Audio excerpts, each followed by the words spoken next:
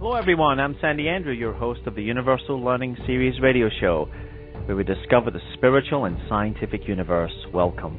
On this edition of the show, we will be discussing the topic, the missing years of Jesus, with author Jeffrey Small. His new book, The Breath of God, his debut thriller, is sure to create controversy while exploring the plausibility of an ancient legend that could tie the world's religions to each other. Although the book is fiction, Jeffrey Small paints a colorful and realistic depiction of India that reflects the multi-faceted environment of daily existence in that country. The book, The Breath of God, touches on the missing years of Jesus of Nazareth, as well as review the parallels drawn among the major world religions and how such religions connect despite their many differences. This book is a must-read for those that love suspense and mystery, also for those who wish to expand their knowledge of the world's religions. Please visit the author's website, jeffreysmall.com. That's www.jeffreysmall.com. And let's welcome the author of the new book, The Breath of God, Jeffrey Small, to the Universal Learning Series radio show. Well, Sandy, it's great to be on with you. Thank you, Jeffrey, for joining us here this afternoon. Okay, your new book, The Breath of God, it's a fiction book, but my understanding is that you've done quite an extensive amount of traveling and research while putting this thing together. Now, let's talk about the fiction book before we talk about the missing years of Jesus. Give us a brief synopsis of what The Breath of God is all about, Jeffrey. Yes, Sandy. The Breath of God is what I call a mystical mystery. It is a novel. It's a work of fiction that follows a graduate student called by the name of Grant Matthews, who journeys to the Himalayas in search of this ancient legend that could tie together the world's religions. It's a legend that his professors back here in the States believe is mere myth, but he's determined to track down the historical sources behind the legend and prove it to be true. And along the way, he encounters resistance, whether it's from his own faculty and friends who don't believe him, to even more deadly conspiracy that would rather this secret stay a secret. Now, let me ask you this question, Jeffrey. Is this secret, does it exist in real time, or is it fiction? Well, that's a great question.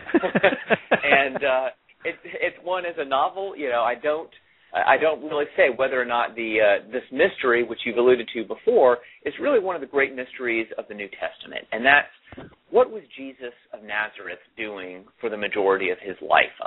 Most people don't realize that we know very little about the historical Jesus, that the Gospels really paint a picture only of 1 year in Jesus' life during his ministry.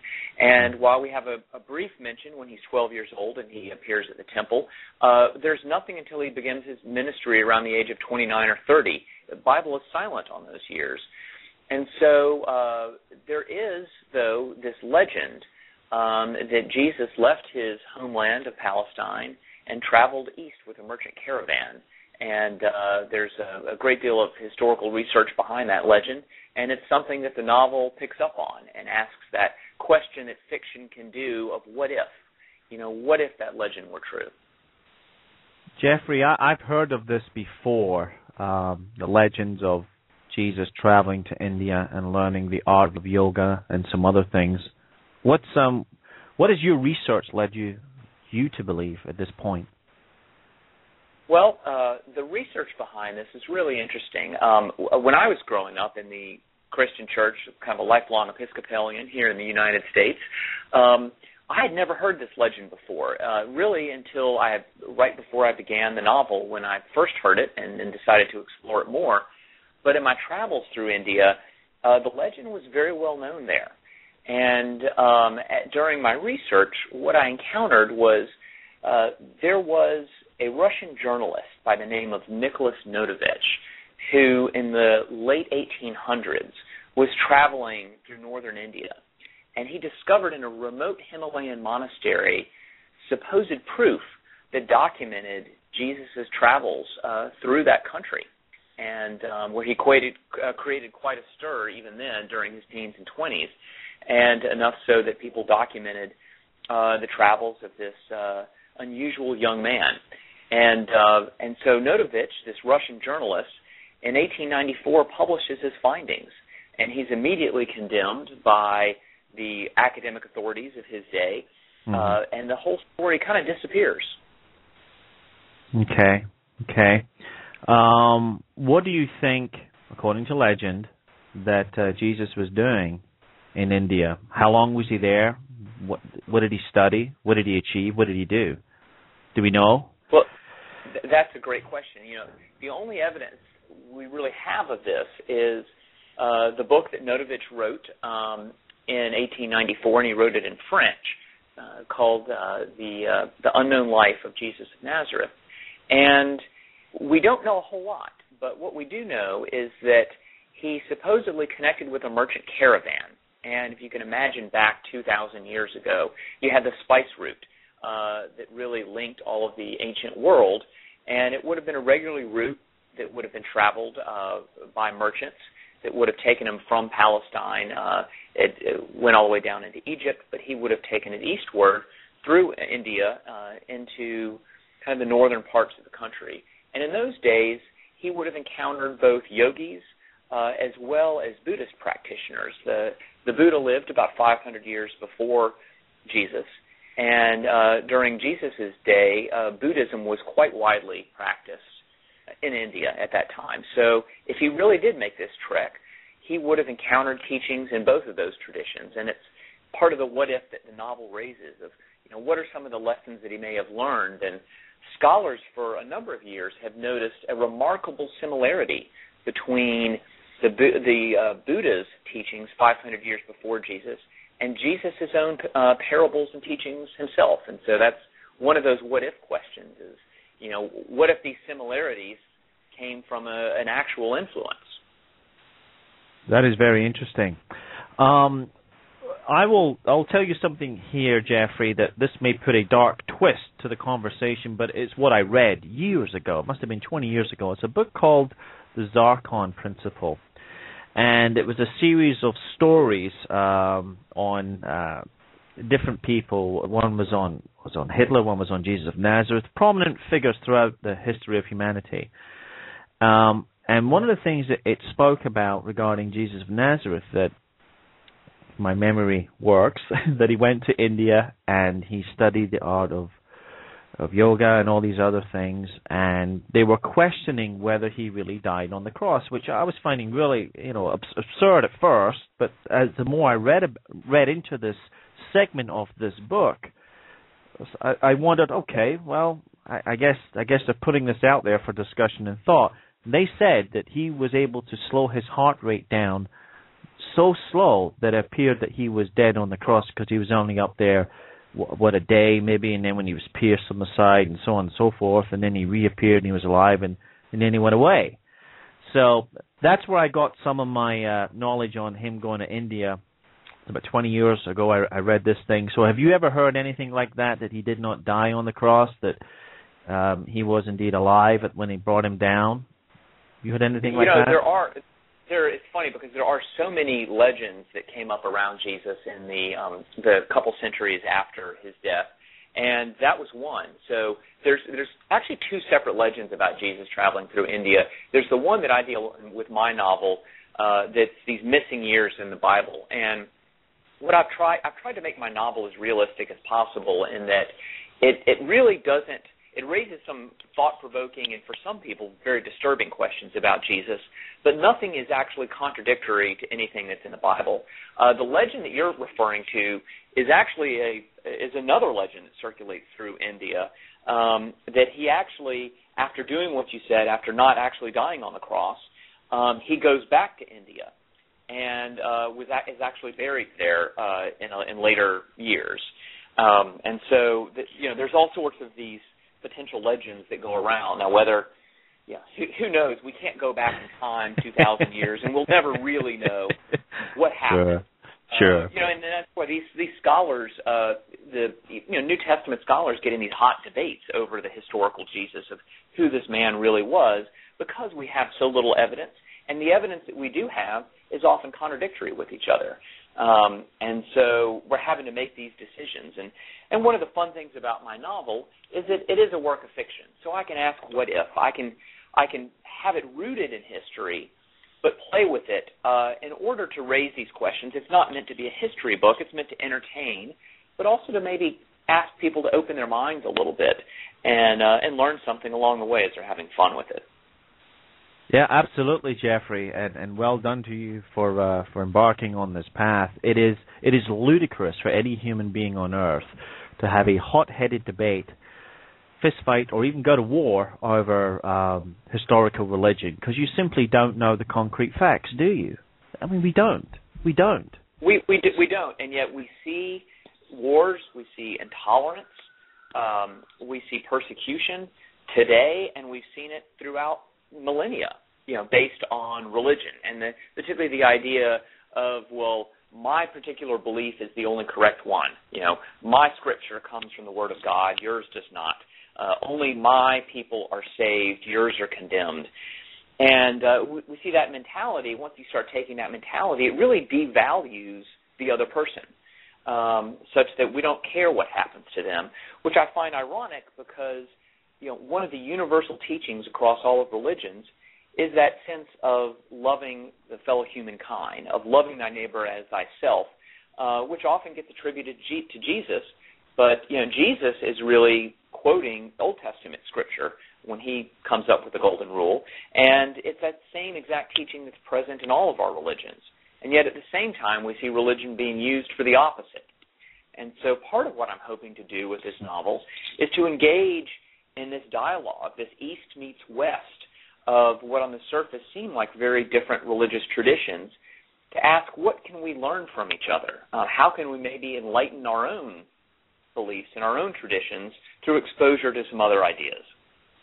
Do you think that's what Christianity, Buddhism, and Hinduism have in common, Jeffrey? You mentioned it earlier about understanding and love and that type of thing. Or you alluded to it anyway. The teachings of compassion, and when we look at the life of Jesus, it's a life of concern about those less fortunate, in which he's having meals, which was a symbolic gesture in the Jewish culture of his day, with those that would have been considered unclean among his fellow Jews. And so it's this reaching out to others in this sense of love and communion that was so important. But also what I find interesting is that when we look at the doctrines of these different religions, there's no question that there are contradictions between them. There are differences. The practices are very different. And I don't want to minimize those. But at the same time, when we look at the different mystical traditions within each of these religions, and I think certainly we could call Jesus a mystic, in the sense that when you look at the New Testament and that how does he begin his ministry, it's after he's baptized by John, he retreats into the desert for 40 days and 40 nights, where he sits in deep contemplation, some kind of a meditative practice that's part of his prayer. And that throughout his ministry, at times he retires alone from his disciples. And again, this deep contemplation, such that it confuses his disciples, who are from the same community, the same Jewish upbringing, and they're used to some kinds of prayer. But Jesus' form of prayer seems different to them. So they ask him, teacher, what is it you're praying? How is it you're doing this? And so what I find interesting, when we look at these different religious traditions, and you look at the mystics, whether it's a Jesus or a Buddha, or the later mystics in these religions, and you look at their writings of how they look at their fellow humans, and how they understand the divine as more of something that unifies rather than divides, we start seeing so much more of the similarities when we're talking about those people that are trying to connect to the divine, whatever they call that divine, on a one-on-one basis, versus when we start talking about the institutionalization of these religions. Jeffrey, it sounds like you know your stuff and you had fun researching for this book. I had a lot of fun. The book book's really led me on a journey, and it's interesting because it's been part of, I have to say, my own personal spiritual journey has kind of paralleled the character's personal journey. And my main character he's someone who's searching for his own meaning in life. And he goes through this journey throughout the novel of what is meaning, what is spirit, how do we connect to that which is larger than ourselves, that he rejects early on in the novel, but he comes through his own travels through India and his own exposure to these other ideas.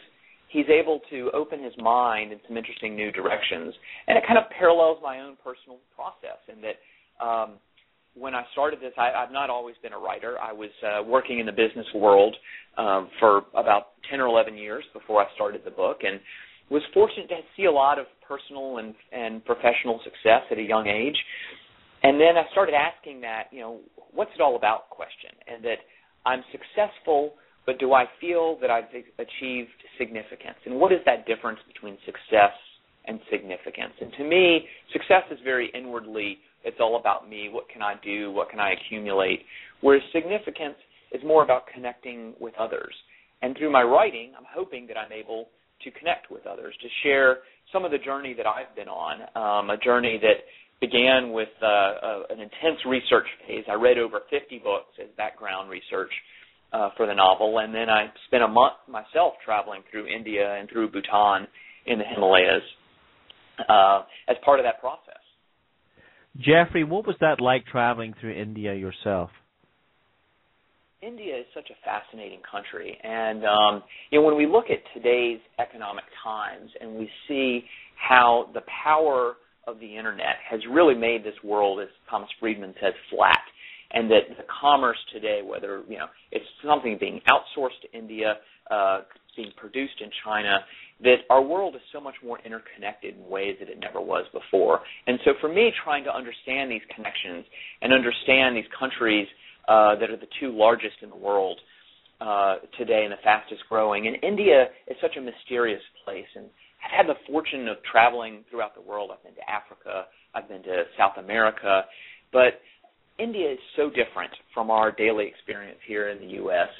It's really a contrast of the most magnificent kind of architecture and beauty and landscapes, and this sense of the mystical that runs deep through the country.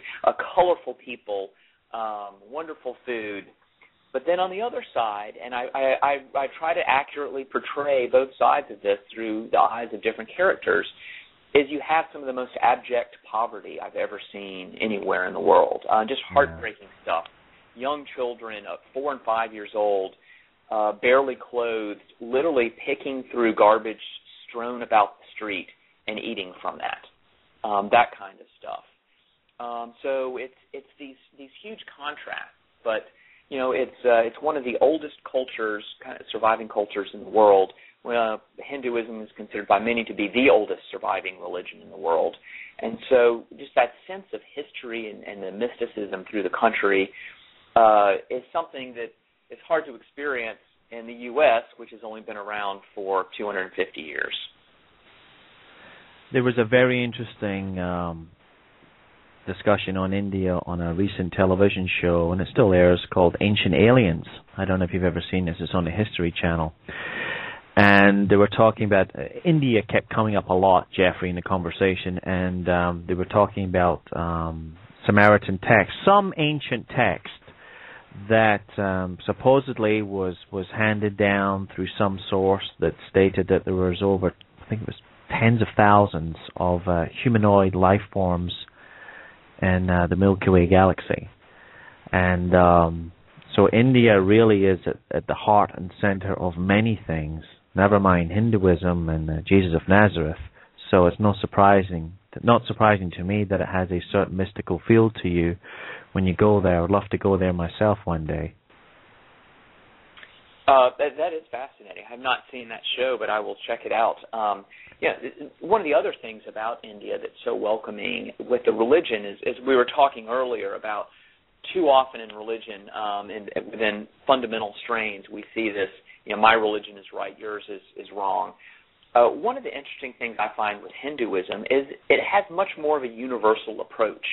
that it sees that each religion is a different manifestation of the divine, and that sometime in history that you will have a figure that may come, such as the Buddha, who's not Hindu, he came out of a Hindu culture at that time to end up being a founder of his own religion. But Hindus today welcome the Buddha within their fold, just as they would welcome Jesus. They would see all of these figures as different manifestations of the divine that will pop up throughout history to speak to different people in different ages. Well, all branches of a tree lead back to the same roots, don't they? That is a great way, a great analogy, interesting way of seeing it. Another kind of similar analogy that's one of my favorites when we start thinking about, how do you picture and how do you understand an infinite divine, actually comes from a Zen monk who, Thich Nhat Hanh, who's writing about a Christian theologian's ideas about God. And this Zen monk tells us, imagine the infinite ocean, and as that is like the divine essence that is God, but that from this ocean we create individual waves, and the waves are like each of us, or any aspect of existence. And a wave exists seemingly on its own. It's independent, it's unique, it bursts from the ocean, it dies and goes back in. But the underlying essence and ground and energy of the wave is that infinite ocean. And the problem comes when the wave thinks that it exists solely by itself, and it doesn't realize that it's really part of that infinite ocean, and that energy and the essence of the ocean makes up the wave, and that it's connected with every other seemingly independent and different wave through that ground of the ocean. To me, I thought that was a very poetic way of thinking about the divine. And that's one of the themes that runs through The Breath of God, my novel, of how do we picture God in this age of science, of reason, of multiple faiths in a way that's really relevant for us today, and how might Jesus' own views of God have been shaped through this kind of exposure to the East. In the time of Jesus, Jeffrey, what was the language they had? Was it Aramaic? Is that what you called it? The language they spoke then? Aramaic. So there would have been a number of different languages around in Jesus' day. So Jesus, scholars pretty much universally think that he spoke Aramaic, which was a Semitic language that would be similar to Hebrew. And but also then Rome was ruling over Israel during those days, and so Greek would have been spoken as well in that. And then the Greek would have been the common language of the traders as well. So might Jesus have learned a little bit of Greek because of having to interact with traders? Well, certainly if he ended up connecting with this merchant caravan and traveling through India, he would have, because that would have been their common language then. But in terms of traditional scholarship, that it was Aramaic that he spoke, whereas the New Testament is written almost exclusively in Greek, which neither Jesus nor his followers in that time would have been fluent in. Jeffrey, do you think that some of the original words that Jesus of Nazareth used have been lost in translation? Well, there's no question, because if you imagine Jesus speaking in one language, and it's a very common but mistaken belief that the Gospels, Matthew, Mark, Luke, and John of the New Testament, were disciples of Jesus, the historical four of the 12 followers of Jesus. They were not. They were later writers. The most recent Gospel, Mark, was written in 70 A.D., 40 years after Jesus has died. And the latest Gospel, John, is written somewhere around 90 A.D., which is 60 years after Jesus. And they're all written in Greek. And what they really are, they're part of the Jesus movement that grew because of his disciples spreading the word. But really what these Gospel writers, they are taking initially what would have been teachings by Jesus in Aramaic, that then after his death are getting passed around, first in Aramaic, and then at some point someone's translating those into Greek. And there's a lot of scholarship around, particularly in Luke and Matthew, that it seems to many scholars that they're both relying on a lost document, a sayings document that they refer to as Q, that no one has found, but that because of how the language is and parallels and these different things, that there may have been circulating around this other document that his earlier followers had written, where someone at some point said, hey, let's write down all of these parables that Jesus taught us. But so there's no question, whenever you're translating from one language to another, much less when you're doing it over a period of decades, that words get changed. And that also we need to realize that the Gospels were not written to be history books. They were not meant to be encyclopedic. And if they were, we should be very troubled, because we do find so many outright discrepancies among them. But instead, they were written as a testament to this new movement. They were written to persuade people. But to me, I don't get hung up on the historical accuracy of it, because I'm not trying to read it as a history book. I'm reading it as an impression of these early followers of why did they look at Jesus, and then were able to understand God in a better way. Exactly. Good point. Okay, let's move back to your book, The Breath of God, Jeffrey. What is in this document that was found in the Himalayan monastery by this Russian journalist? What's in it that's so explosive that that it ended up getting him in trouble?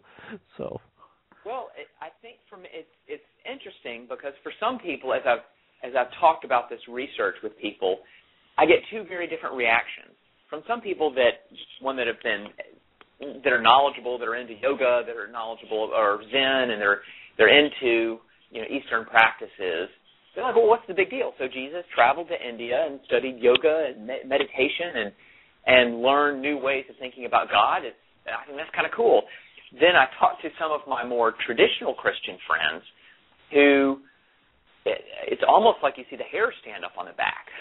Because, and it really comes down to your view of Christianity, that for a very traditional Christian who sees the divinity of Jesus being established at his birth in the birth stories in Luke and in Matthew, the virgin birth stories, if you believe that is a factual event and that God made Jesus much like Zeus had sex with a mortal woman and produced Hercules, half God, half man, if that is your historical view, then it might be very offensive and frightening to you to think of Jesus why would he need to travel to the East?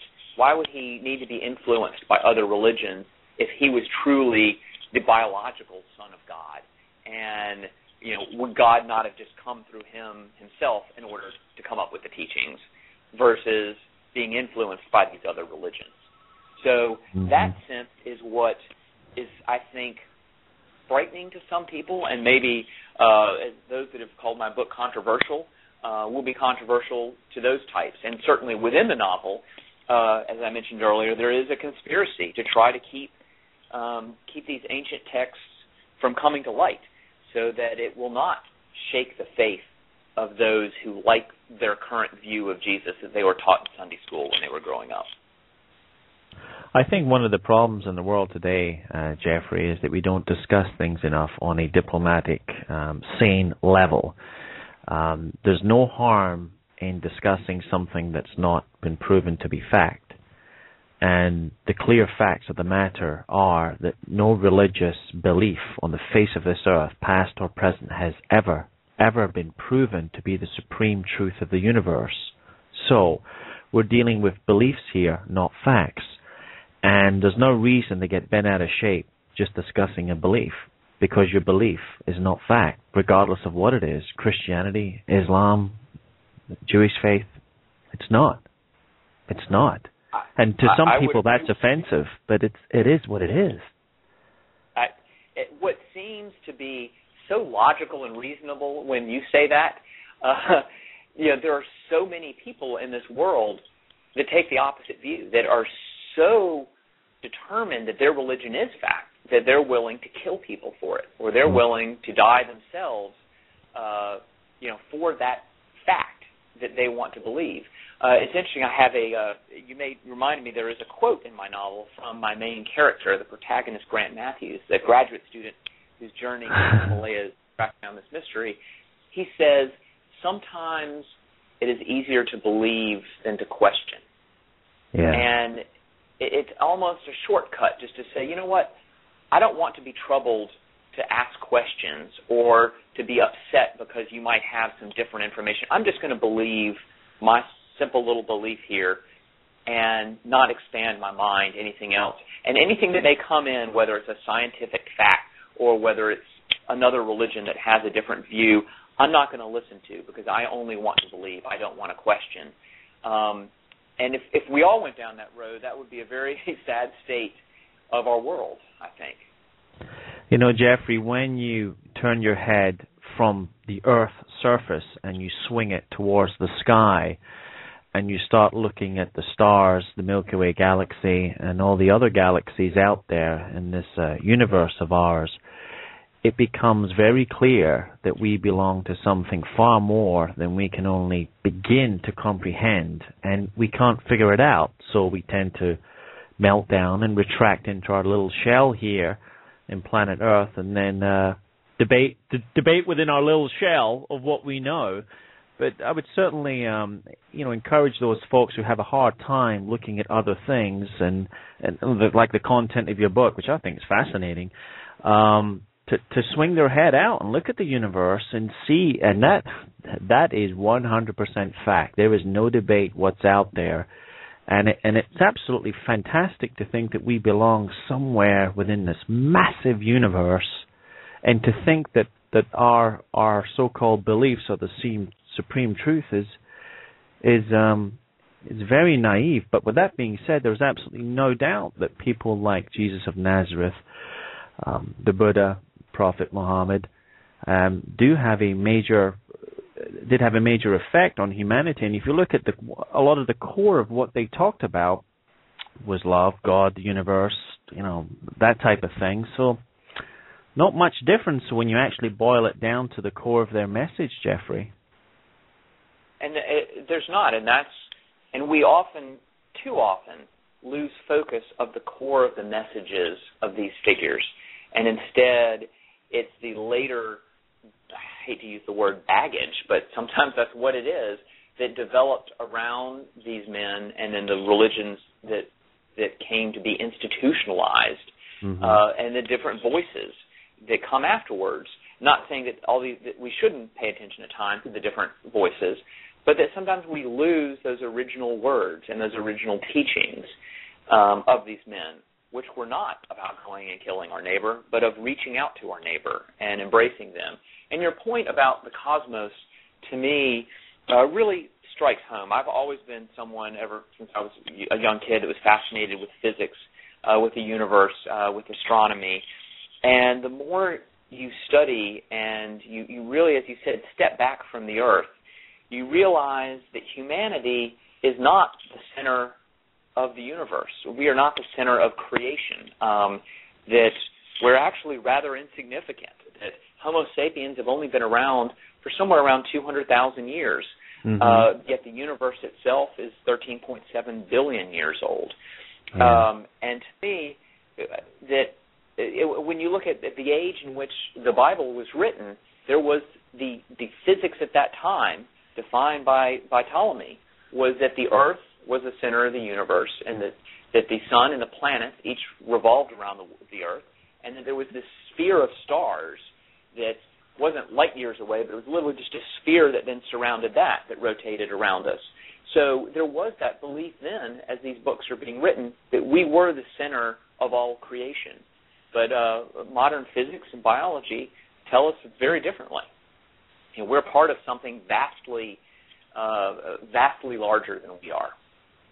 Indeed, and the spiritual players of the time, Jesus of Nazareth, Muhammad, and Buddha, and others, they had a go at trying to explain all that. And if we went back in time, and were standing there with them when they were doing their teachings and stuff, it would have made sense at that time, relative to that time. So I think they're to be respected for having a go at explaining the great mystery of the universe. Exactly, and I think you put it in a perfect perspective there, that we can each only understand the universe or our lives, or if you want to dig deeper, what is the infinite divine, however you want to define or name that, God, Allah, Yahweh. But we can each only understand that through our finite selves, and we're determined, how we view the world is shaped by our culture, by our histories, by our upbringings, by the language that we speak. And just as it is for us today, it would have been by the people who wrote the Bible, by even the original prophets themselves, and by figures such as Muhammad and Jesus. So each of us, is, and it's not to discount them, but it's can we read these stories not as scientific or historical fact, but as a searching for that larger divinity within the universe, but that would have been understood according to certain parameters. And so then, therefore, today, how do we understand our connection with the universe? It may be a different understanding because our culture is different today and our scientific understandings of the world. But to me, that doesn't invalidate the fact that I do sense that there is a deeper meaning to existence that underlies the workings of everyday reality. Absolutely, the great mystery of the universe, Jeffrey.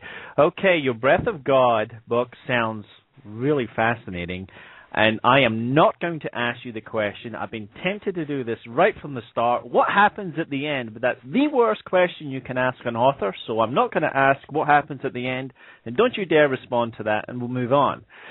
So, where can people buy your book? You can go a number of options. Stop into any bookstore, ask about it. It's called The Breath of God, and I'm Jeffrey Small. If they don't have it in stock right now, they can order it for you easily. You can also get it online at Amazon, Barnes & Noble.